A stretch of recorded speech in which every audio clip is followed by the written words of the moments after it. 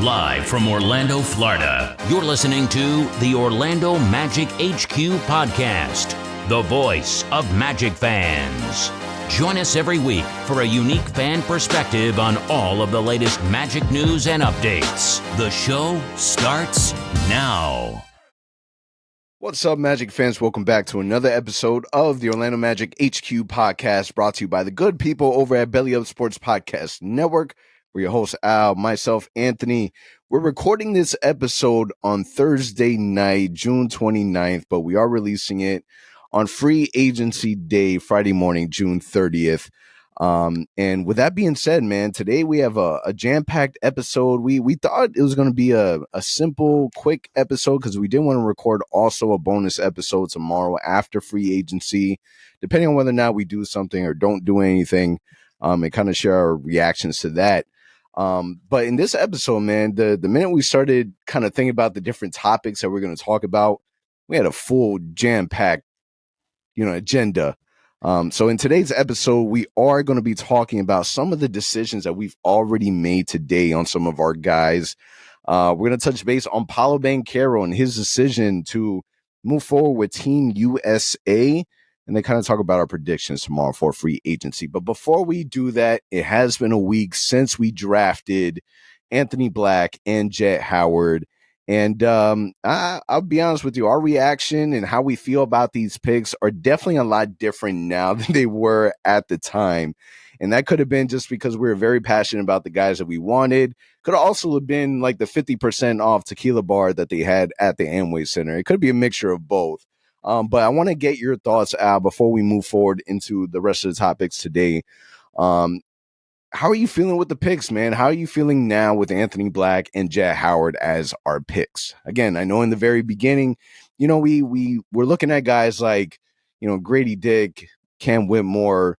We're looking at Taylor Hendricks. We're looking at a lot of different prospects, not necessarily Anthony Black. Anthony Black was a player that was pretty listed across the board on a lot of the mock drafts, landing to Orlando. And we're kind of thinking that we're going to go against the grain on that because that's normally how we operate. But that wasn't the case. That's kind of the route that we went in. So tell me, how do you feel now a week later from the NBA draft? So I think it's definitely helped to, watch the Anthony Black YouTube documentary. It's helped to know that, hey, Tracy McGrady's, Jet Howard's godfather. So we went to this rabbit hole, right? Like finding out more about these guys. Because to be honest with you, personally, I know I didn't do any research on Anthony Black, very little. I know BJ's video. It's kind of my extent of my research on Anthony Black. And then Jet Howard was a guy that we've heard about personally myself, again, not a lot of research. But after watching tape on the guy, I think that there is a lot to like. One thing for me that came out of the tapes that I've watched is the fact that he is a more offensive creator, more of a weapon on the offensive end all around than probably Grady Dick would be. He can create more with the ball in his hands. He's a pretty good shooter as it is. So a lot to like there. And at the end of the day, man, my last takeaway on this is these guys are now Magic players. They are now our guys. So no matter what happens, we're going to root for them. We're going to hope for the best. And that's what I said last week on the episode. Hey, man, in the moment, this is our initial reaction. This is how it's landing on us right now. Give us a few days. But at the end of the day, man, these guys are our players. We're going to support them. But I'm feeling better now. How about you? Has anything changed from last Thursday till now?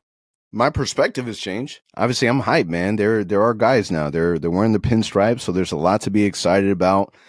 Definitely hearing the press conference from Jeff Weltman afterwards, kind of not necessarily explaining the pick, but just touching base a little bit in regards to Jet Howard and how, half of the season he played injured. So they believe that he can offer more on the defensive end and be able to be more of a two-way guy than what he was able to show in Michigan.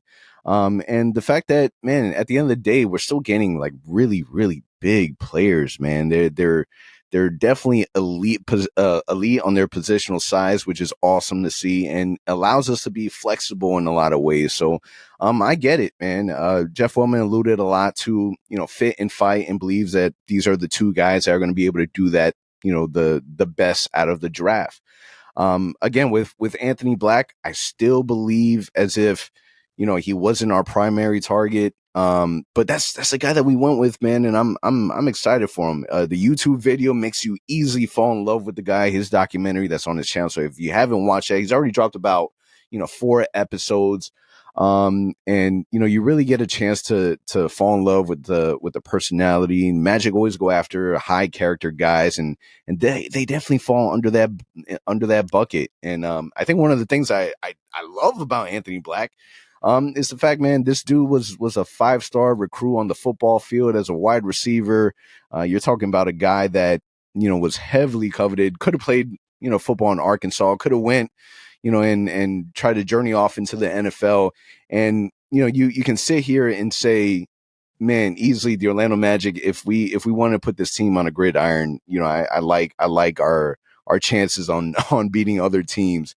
Put Anthony Black as your wide receiver, put Jalen Suggs as your quarterback. Paolo Banchero, I know that he played a little quarterback, but man, you're a big body, so we're gonna have to put you on the tight end on the field. But man, I like that he has that aspect about him. He explains a lot when he talks about his experience with football, on how that allows him to be like really tough in a lot of aspects, and he brings that football side of him onto the field. So when you couple that with Jalen Suggs and Paolo Banchero, and then bringing that kind of mentality to the game, I love it, man. I think it's exciting. And Jet Howard, man, I think that there's going to be, it might be another piece where a lot of people, they weren't happy about Franz Wagner in that pick, and he ended up shining. This is another opportunity for that. So I'm excited for him, man. I'm excited to see what we end up doing in Summer League. But again, man, these guys are now officially a part of the Orlando Magic, and they're who we root for, and like kind of even think back, like a lot of people really wanted Grady Dick. I hate his outfit. Like, I hated that he was wearing all red. Like, I hate all of it even more now. Like, man, forgetting he's a Raptor now. So why do we care? But I'm excited for our guys, and really looking forward to see, the next step of that. And the fact that, this is what I love about the NBA. What I love about the NBA is that there's a lottery. You really don't know anything. There's a draft. You really don't know anything. Doesn't matter who you draft. Everything's still a mix up. That's all part of the journey. Season 1 could be terrible. Season 5 can be amazing. It's one of those things where we have to wait and see. The great thing is that with Summer League, we don't have to wait too long. So when it comes to Summer League, Al, what are you most excited about? I mean, there's a lot to like. Obviously, the 2 rookies, right? We can't wait to see what they look like. But Caleb Houston is another guy that I'm interested to see. Hey, has he grown at all from last season to now? I know last year he was strictly kind of more of a hustle guy, a 3-point shooter.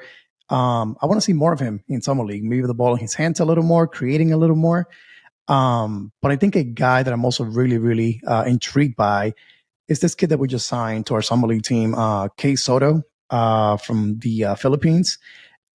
Kid has a huge following. I mean, we made that post about him joining the team, and it went viral. Like, people started retweeting like crazy and liking it, and fans from the Philippines started saying that they can't wait to see this kid play for our team. Most importantly, they want to see him stick with the team. He's, to me, a dark horse to maybe make it as a 2-way player with the Magic. If he can perform well, he's a tall guy. He can shoot it a little bit. He can move a little bit with the ball in his hands. So he's a guy that I think our front office likes. Obviously, they like length, they like tall players. So keep an eye on him. But for me, those are the guys that I'm looking for. The rookies, Caleb, and I think Kay Soto may impress on people if he plays as well as his fan base thinks that he will. Yeah, 7'3". You're talking about if he makes the team, he'll be the first full-blood Filipino to make it into the NBA. A lot of people are excited about him. On our last podcast, there was a lot of people commenting saying, I can't believe you guys haven't said anything about Kai Soto. A lot of people are really, really hyped about him. So, yeah, man, another really, really big body that you're able to put into the Summer League to really see how this team gels. And I love the fact that Kevon Harris is going to be in there. If you haven't been following him on social media, I mean, he's already been grinding. Like, the minute that the season was over, he was already putting a lot of the work in. So I'm really excited to see these young guys go, man. I honestly feel like the Summer League, they put a really good team together. And we're going to be able to see already off the back some of our guys kind of already touch base and play and build that relationship on the court with Jet and Anthony Black. Let me ask you this real quick. Do you think that we'll see the rookies play more than 2 games? I hope so. Man, I I hope so hope they too. let him play the full ride. I know that's not necessarily the normal trend, but man, if they start winning, like I what I want is I want them to be able to set the tone early. You know what I mean? I want them to have the goal of wanting to win the summer league championship. It's not important, right? But at least sets the tone, sets the foundation. Whether or not they do or they don't, just early on, I want them to succeed, man. I want us to be able to see success. I want to see everything that people have been telling me about Anthony Black and Jet Howard. I wanted to scream, you know, through the TV screens. I want to be able to see that high basketball IQ, the playmaking. I want the defense to be spectacular from Anthony Black. I want him to outbody everyone. I want to see him utilize his 6'7" frame and you know really take that as an advantage and kind of, you know, just play big basketball, man. Jay Howard, I want him to shoot lights out. That would be amazing if he goes out first game and he drops like 6, 7 threes. I think that would be extremely exciting for the fan base. Especially Anthony Black. If you think about him, the way that he's been shooting it, kind of leading up to summer league, leading into the draft workouts, we now got a chance to see him shooting a ton of 3-point shots, working on that shot. It definitely looks better than it did in college. So I definitely want to see him kind of put that to display a little bit in summer league and say, hey, let me just let it fly, see how it goes. I mean, like I said, it definitely looks better. We've seen some shooting that he's done, preparing for the draft workouts. It looked really good, to say the least. So if he can be a decent shooter, man, that changes my mind completely on that number 6 pick, because that was the biggest issue with me is that I get it, the height, I get it, the fact that he's a great player coming out of college, but we need a shooting. And if he's improved that aspect, again, that would only make us that much better. And what I really want to see is I want Anthony Black to go out there and just let it fly from 3-point lane. Like it doesn't matter if he's not hitting. Like I want to see that attempt like in the 4, 5, 6 range. I want him to shoot that. And we saw that viral video of him kind of making a couple dribble moves and then shooting from the 3, and everything looked good. The mechanic looked good. The flow looked good. And we're really hoping that ends up translating into the game, into the NBA game. For sure. It's going to be exciting. I know we're looking forward to that, but that's actually a week away exactly from today. So we're almost getting there. Yeah. Now today, Thursday, June 30th, June 29th. NBA's been active. There's been a lot of financial decisions happening with NBA players today, and some of those decisions landed on the Orlando Magic front door, with the Orlando Magic deciding not to exercise their option on MCW and Admiral Schofield and picking up Goga's team option. So talk to me. How do you feel about that? MCW, who is someone that we ended up picking up late, didn't get a whole lot of time on the floor, but that was a veteran presence. And Admiral Schofield, who was a grinder, played a lot of time with our G League team, and we finally got him a contract very, very similar to Devin Kennedy. And now it's just Goga, who we ended up picking up. So that leaves us really Gary Harris as our main vet on our roster. So what do you think about those moves? Well, I think it's what we expected. I know for me personally, I know that we don't have that many roster spots right now. So they had to make a decision on some of these guys. Not surprised to see MCW as much as we like him, to see him go. Same thing with Schofield. Dude played really hard for us, was a solid player for us, never complained about his role. So sad to see him go because he worked really hard to earn minutes. And when he got minutes, he played okay. Like I never had a complaint of him kind of trying to do too much. He knew his role. He stuck to it. Nothing to really, again, dislike about that. Goga, though, was kind of surprising, to be honest. I expected the 3 of them to be cut today. That was just my expectation, just because right now we only have one roster spot available.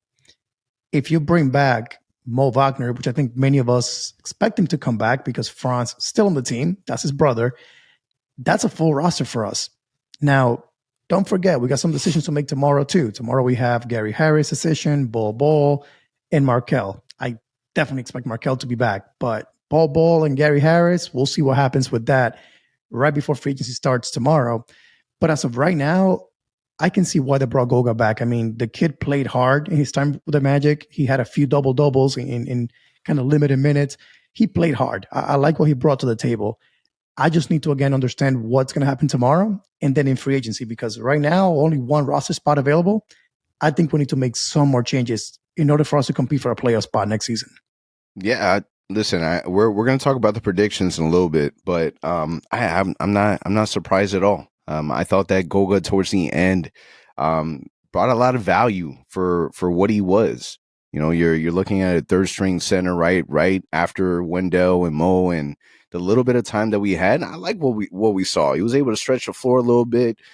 Played really big basketball. He's a bigger body. A lot of defensive effort that we saw as well. So I'm not mad at it. He's still young, so he fits in that time stamp with the group that we have. I'm excited for it. I love the fact that we brought him back. MCW, man, I'm a big fan of Michael Carter Williams. I know a lot of people aren't on that island, and I'm okay with it, man. But I love the fact that he was open to coming back. Even, and we talked about it like previously, like during the offseason, even now. My man's rocking Orlando Magic here while he's working out. You know, he's a positive influence.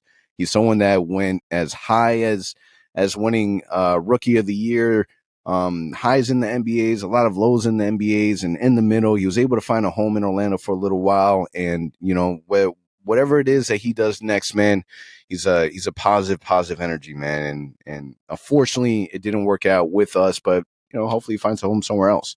And then Admiral Schofield. Man, like I feel like he's been with us for a long minute, and he fought his way to be able to get the contract. Like, he got the contract, and that's the dream. So unfortunately, it stops here unless the Magic end up bringing him back on a two-way, which I kind of can't see that happening. But man, decisions that have to be made, and unfortunately, I don't think this is it. I think more decisions are going to have to be made with some of these players that we're really big fans of. Yeah, I mean, that's a part of the business that kind of sucks, right? And us as fans, we get so bought into these guys. We kind of hate to see the team break up, but we know it's coming. And I think if you're a listener or a viewer right now, mentally get ready for that, because as we get through the next few months and years ahead, there will be some tough decisions. And we've been saying it for a while now, like consolidation has to happen in this roster in order for us to get the right pieces around Paolo and Franz and whoever else we keep acquiring. But even right now, like, this roster is not well balanced. Even right now, there's some kind of question marks to how does it all fit. I don't think it all get answered over the next few days. I think this goes into the season. But definitely over the next 12 months to 15 months, we may see some key decisions being made that we may not be fans of, but they have to be made. And that's part of the, like, what made us feel better about drafting Anthony Black and Jet Howard. When we do look at the roster, everyone, obviously there's some level of a logjam, right? But man, a lot of these players, there's a reason why we go after the versatility, is for us to be a lot flexible. It's not necessarily that you're stuck at the one position, 2, 3. The whole idea, and they alluded to it a lot, is the Magic, they're looking for that positionless basketball. Your 6'7" point guard that you just acquired, maybe you can put him at the 3. He's someone that can guard the 3 position. Cole Anthony, even though he's a lot smaller, for his position, he's so strong. He's such a weapon offensively. He doesn't have to be the primary ball handler. You can put him at the 2. So I'm excited to see what that looks like during the season. Anthony Black, starting as your point guard with the second unit, Cole Anthony being more aggressive offensively, as that shooting too. But we still got to figure it out, because if you're putting a lot of focus around Jet Howard, and you're starting Gary Harris at the 2, like what are we? Or excuse me, Jalen Suggs at the 2. What are you doing with Gary Harris, or vice versa? There has to be time, for everyone. But again, they talked a lot about making sure that the rookies, they're earning their minutes. They're not just being given. So maybe there will be moments where we don't see Jet Howard play, 20, 30 minutes. Maybe there's moments that we only see him play, 10 minutes. It allows for them to really earn their spot in the NBA and show that, they can be a valuable asset to the team. I think so too. Now, with that being said, I know we have tomorrow another big deadline coming up, which is, we talked about earlier, the contracts of Gary Harris, Bol, and Markelle Fultz are not guaranteed for next season. As of right now, the Magic have to make a decision tomorrow whether or not they want to pick up those options. If you ask me, the whole Markelle Fultz situation, it's a given. They're going to bring him back. Just so you all know, that doesn't mean that he's only here for a year. We have until September 30th, I believe, to negotiate a new contract with him and a contract extension. So that will come later on in the summer. But for now, do you expect Gary Harris and Bol Bol to be back in the Magic uniform next season? I do. If you decide to go a different route, again, Gary Harris, if you're not counting Markelle Fultz and Jonathan Isaac as your vets, because they've been in the NBA for a minute, right? They're not new guys.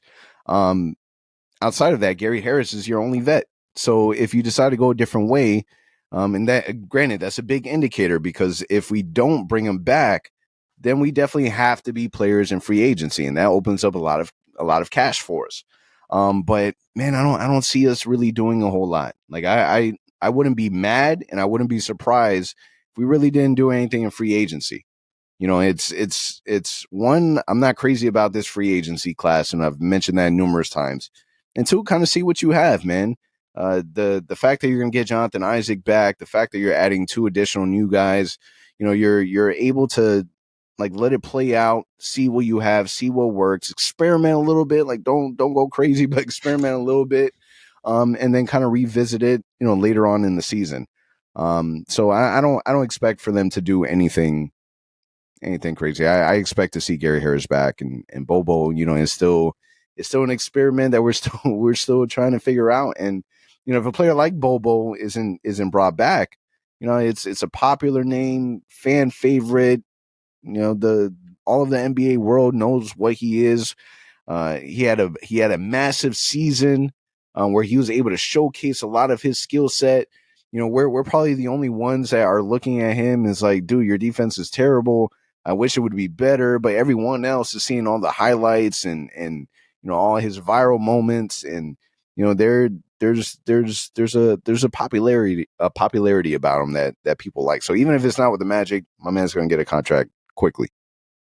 I think so too. I think though that if by any chance tomorrow, any point, you get that tweet from Woj or whoever it may be saying, hey, the Magic have decided to not extend or pick up the option on Gary Harris, just keep an eye on that, because that would mean that something crazy is going to happen.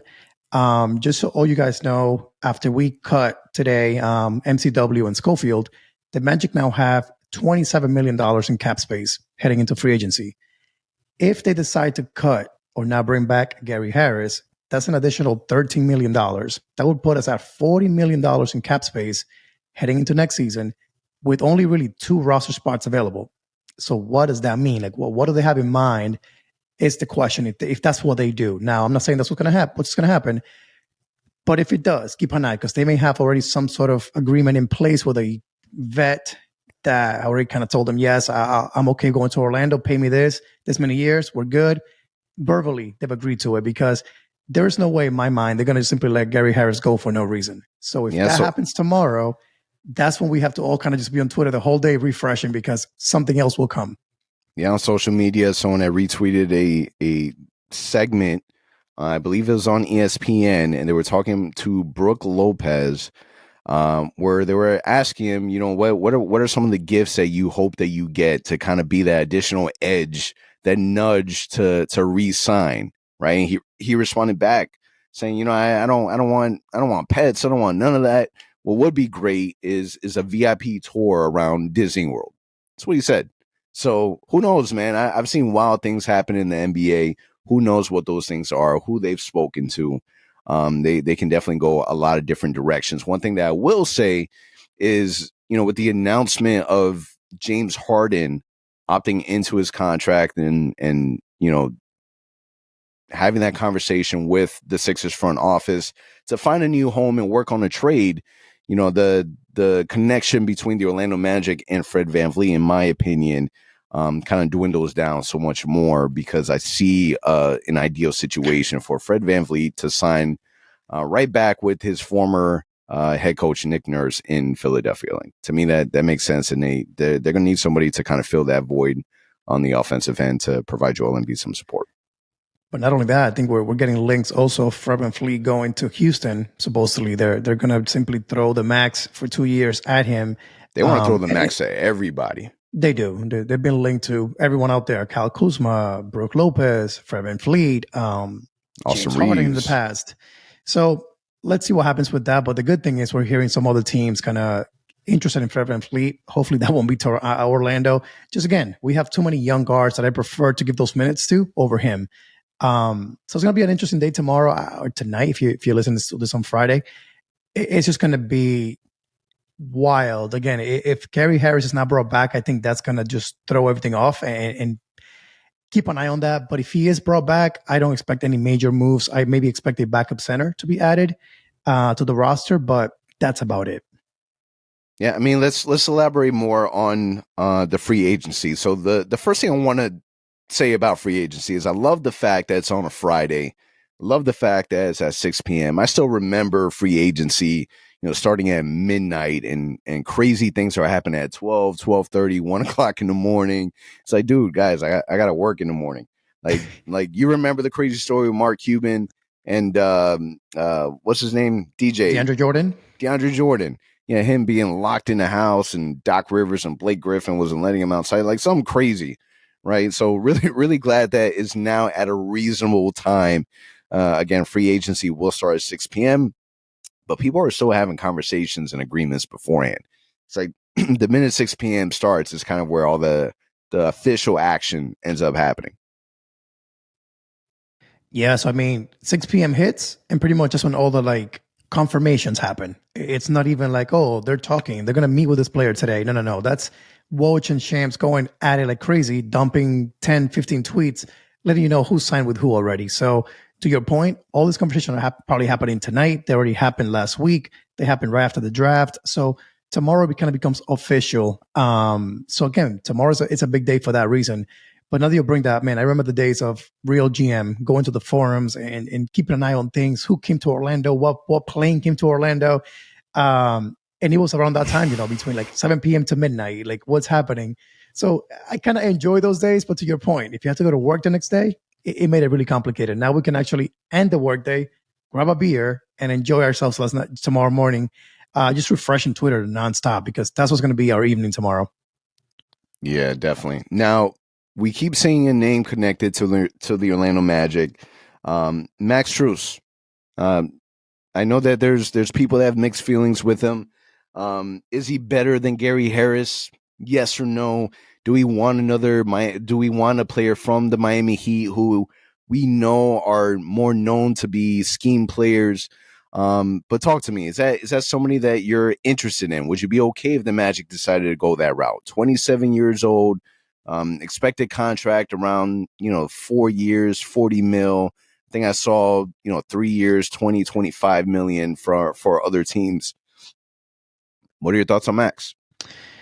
I mean, it's a tough one because I do want a shooter. I want any shooter to be added to this roster, so he kind of fits that bill.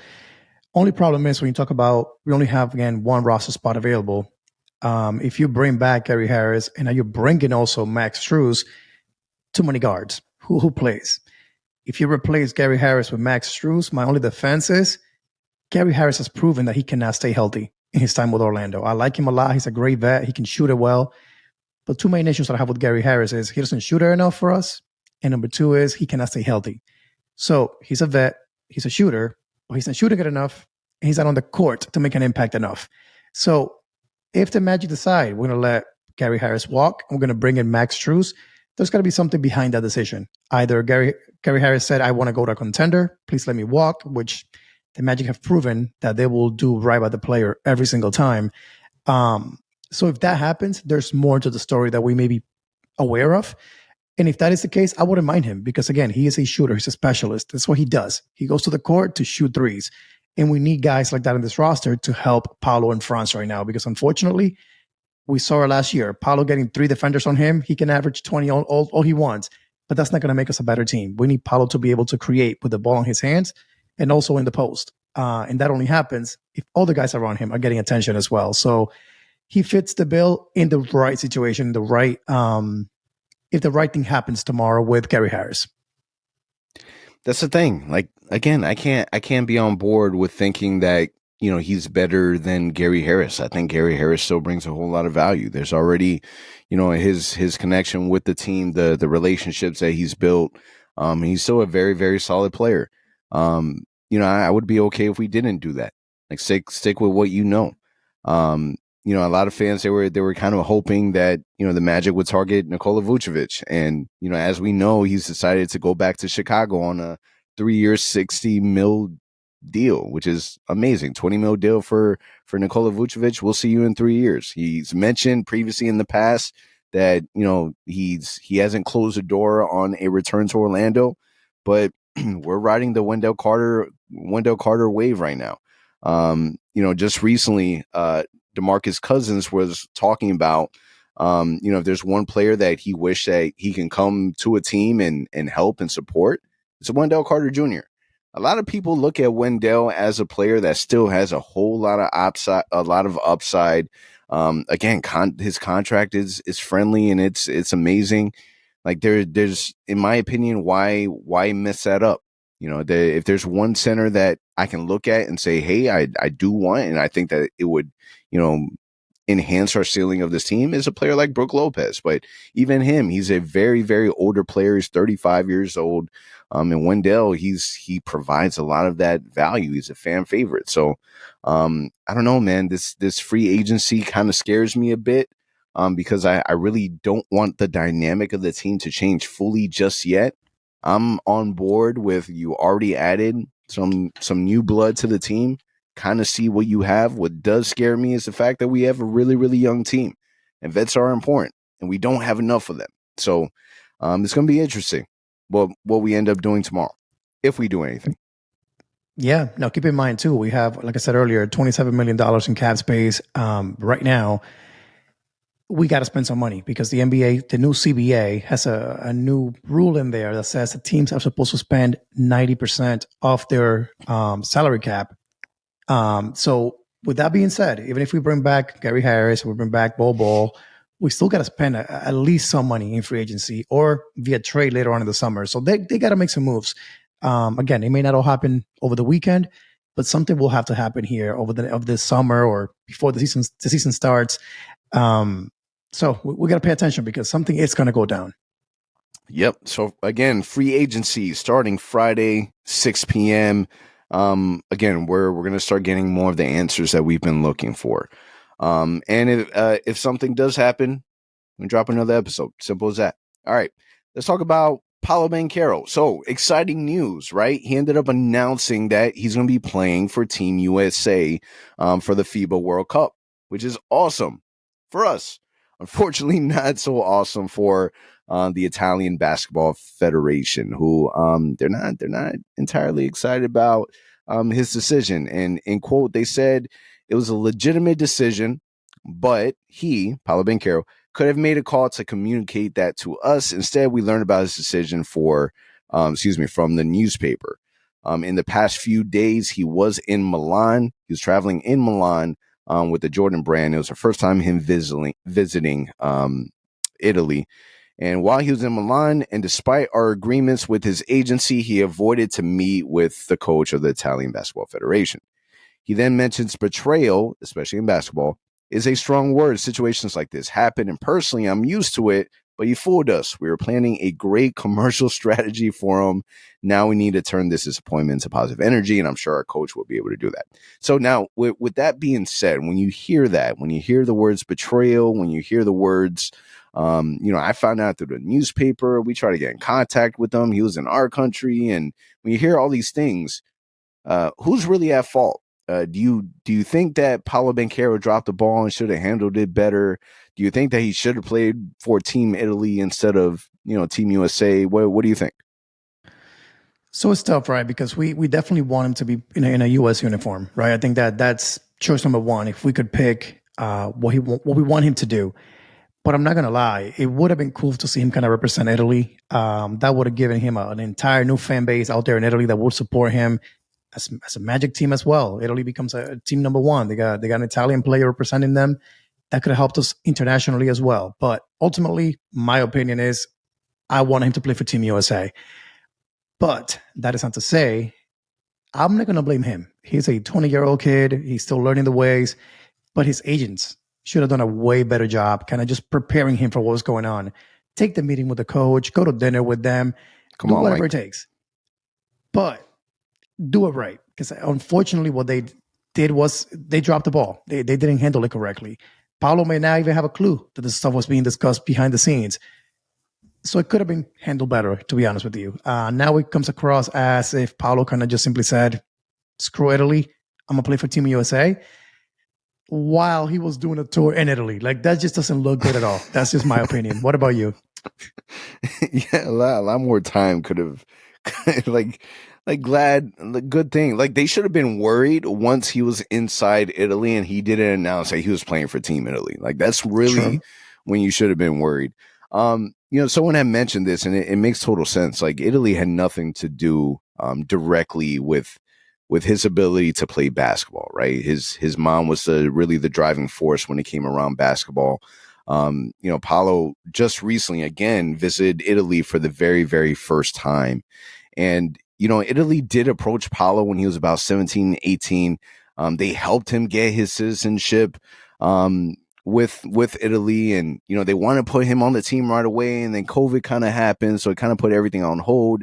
And then really the situation changed the minute that he went to Duke, was drafted number 1 in the NBA draft. And then all it took was, Grant Hill to reach out, who is former Brotherhood, former Orlando Magic, and reach out and kind of say that they were interested. I do think that it's important to note that, part of the reason why in my opinion, he was really interested in playing for Italy is the fact that, Paolo Banchero in high school, he tried out for, the USA juniors, and, he got cut a couple times. And he even stated that, it left a salty taste in his mouth, kind of being looked over. But it's just one of those things where it's Team USA, man. His mom played for Team USA as well. So it's one of those things where you're able to represent your country in the highest capacity. And this is one of the ways that you're able to do that. Now, the issue is that, let's see what his role is really going to be. He's going to have to battle out minutes with Bridges and Cam Johnson at the power forward. It is one of the team's deeper positions. They still have to fill it with one more position. So, it's going to be interesting. What is kind of messed up is, I agree with you, Al. I think that there should have been better representation in regards to communication with the federation, just because, man, Paolo Banchero is still a 20-year-old kid. Like, it's not his job is to play basketball. His representation's job is to be able to kind of smooth things over. It seemed like they were really hurt by the decision, but they also understand. But I will say this isn't the first time that Paolo Banchero has done this. His mom played for the University of Washington, and they were kind of expecting for Paolo Banchero to play for the University of Washington, and he ended up jetting over to Duke University. So, hopefully this isn't a trend, man. Hopefully it is not a trend, because we don't want to have those problems later on for us. I do feel bad for Italy, just because, again, he gave them the impression that he wanted to. He said in interviews, during media day, he wore the Italian flag around his shoulders. Even on his social media, he has Italian flags on his social media. So it's tough for them, but I'm excited to be able to have all the full access to watch every single game, and him represent Team USA is super dope. And I'm looking forward to buying a Team USA Paolo Banchero jersey. Let's just say that. Oh, for sure. That's going to happen for sure. Yeah. So awesome. You know what I mean? So now let me ask you, from that point, him playing for Team USA, because we've talked about this before. We wanted him. We were on the fence of, man, do we even really want him to play Team USA? He just had a really, really long season. Would it be better if he worked out on his own, worked out on his game, improved his jump shot, and kind of relaxed a little bit? Or are you happy that he's going to take this time and play for Team USA, where he's going to get the exposure, he's going to get the ability to develop even more playing in that level of basketball? I mean, it's always scary, right? When you think about the fact that he could get hurt. I mean, same thing with France. But at the end of the day, man, it's a great experience. It's a way for him to grow his game, become a better player. And not for nothing, it's a way for him to also get to know some of these dudes that are equally as talented as he is. And you never know, the way that the NBA works, man, that's how you make friends. That's how you find people that hopefully in the future you can convince to come into Orlando, maybe, and join you to play here. So health aside, I think it's a great thing for him. It's just, I hope he stays healthy throughout and that he puts on a show, man, because that's going to put us on the map even more. Yeah, I think so too. I'm okay with it. Again, you you fear the injuries, right? Because we had already a scare last summer league when he had the ankle issue. So you hope that that doesn't happen. You hope that the players are protected. But we saw the benefits that Franz Wagner had for playing for his country in Germany. So it's one of those things where you hope that he takes it, runs with it, and then kind of just bleeds into the season. Now, next up, we do have Summer League. Summer League does start July 8th, 5:30 against Detroit. The great thing about these Summer League games is that they are going to be televised on ESPN, NBA TV, ESPN2. So July 8th, 5:30, July 10th, 8:30, July 12th, 8 o'clock, July 13th at 9 p.m. We're going to see teams. We're going to see Detroit, Indiana, New York, and Portland. And that's pretty much it. Start a free agency again. Starts when you guys are watching this Friday. Starts today, 6 p.m. And then Summer League right around the corner, July 7th, 4th of July. So enjoy that vacation, enjoy that holiday, and then we get right back to work with Summer League. Al, final thoughts. Exciting times, man. It's a big day today. Like you mentioned, if something crazy goes down today, we will be recording another episode, giving our reactions. Otherwise, we'll just, at any point of the weekend, we may have to jump in and give an update. But I'm kind of hoping something happens. I do want us to run it back, but I wouldn't be mad if the Magic made some tough decisions that they have to make and make us a better team as a result. So let's see what happens. How about you? Yeah, no pressure whatsoever. Don't make a move just to make a move. Don't make a sign just to make the sign. I get that we have to spend a certain amount of money to be able to hit that cap floor, but man, there's a lot of things to be excited for. And the way that the Orlando Magic have always operated is that they end up doing something completely left field that we don't even think about. So we'll see what ends up happening. If you have your phones tomorrow, make sure you have your notifications on social media, Instagram and Twitter. We're going to be keeping a close eye on everything that's happening, and we'll let you know as soon as we know. On that note, it's a wrap. I appreciate you guys listening and watching, and we will catch you hopefully tomorrow. Peace. For all the latest Magic news and updates, visit OrlandoMagicHQ.com and follow us on Instagram at Orlando Magic HQ and on Twitter at OMagicHQ. Also, remember to subscribe to our YouTube channel and subscribe and leave a 5-star review on your favorite listening platform.